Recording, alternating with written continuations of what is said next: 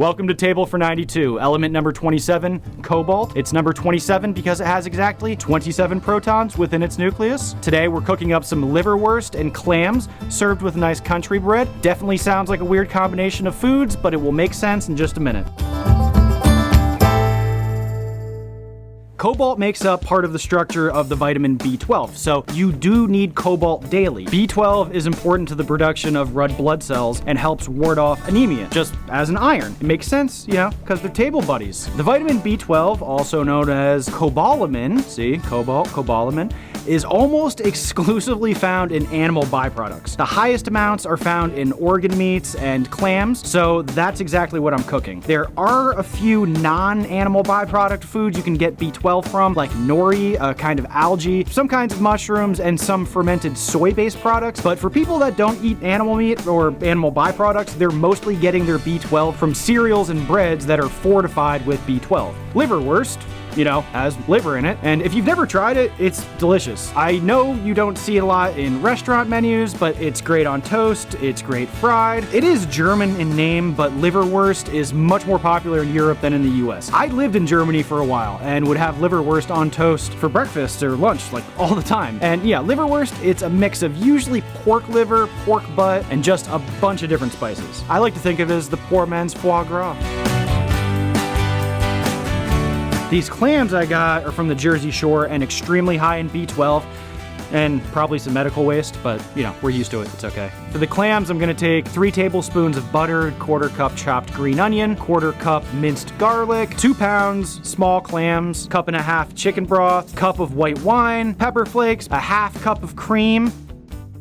The name cobalt probably comes from the Greek word kobathia, which was the poisonous white smoke that comes from these ores of arsenic when melted down. Once the arsenic was burned off, there would be this black residue that was left. That turned out to be cobalt oxide, and for thousands of years, this would be used to make brilliant blue colors in ceramic and glassware. This was first discovered in Mesopotamia around 4,000 years ago, but found its way to Egypt fairly early and became really famous there, to the point the ancient world called the cobalt blue Egyptian blue. The glass and ceramic wares made in ancient Egypt were just beautiful, but it wasn't just Egypt. You know, China manufactured very famous cobalt blue ceramics during the Ming Dynasty. Before, I mentioned how arsenic is found with cobalt ore and vice versa. Well, we have writings from Central Europe from the Middle Ages about how miners were terrified of working what they called cobalts or cobalts, which were goblins and demons that existed in the mines, and they were blamed on making them sick. Even the most celebrated metallurgist of the time, Agricola,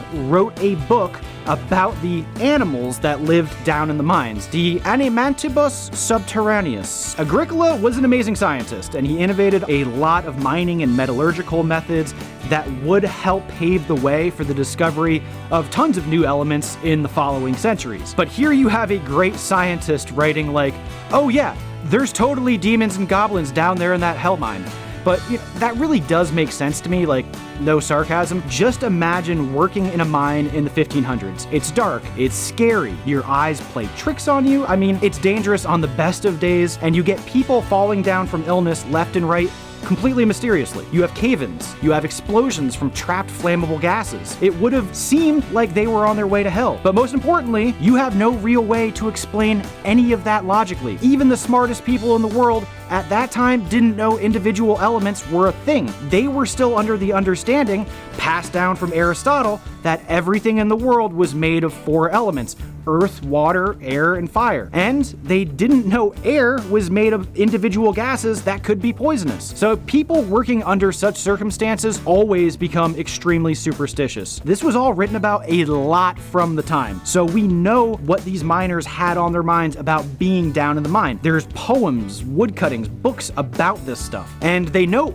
one of the ways to ward off evil spirits down in the mines would be to sing verses from the Bible. Well, a lot of scholars think there is a direct line from that to the singing miners in Snow White and the Seven Dwarfs. The Brothers Grimm, they were really familiar with all the folklore about cobalt demons, down in the mine. Nowadays, we need cobalt in all sorts of electronics, like lithium cobalt batteries. But a lot of the world's reserves for cobalt are found in the Democratic Republic of the Congo, which, if you didn't know, has a terrible history of other countries exploiting their natural resources. Just look up what the Belgians did there under King Leopold II for rubber extraction in the late 1800s. Other than DR Congo, Russia, Canada, Australia, and Cuba have really large reserves, but DR Congo has about half the world's known reserves of cobalt. While cobalt was being worked with since the 2nd millennium BCE, it wasn't discovered until the 18th century. Cobalt was discovered as an individual element,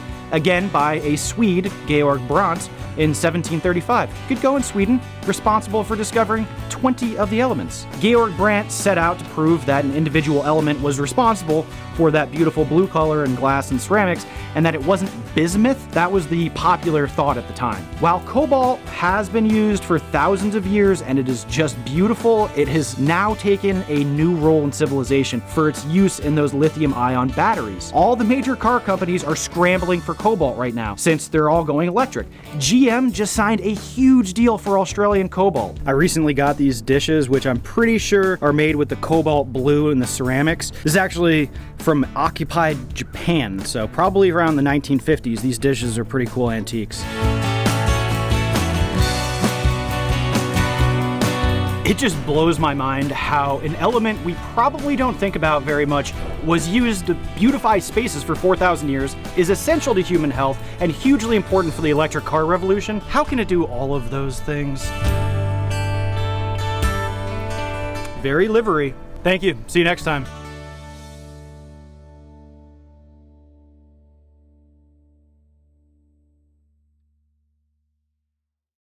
If you like the periodic table of elements, please hit that subscribe button.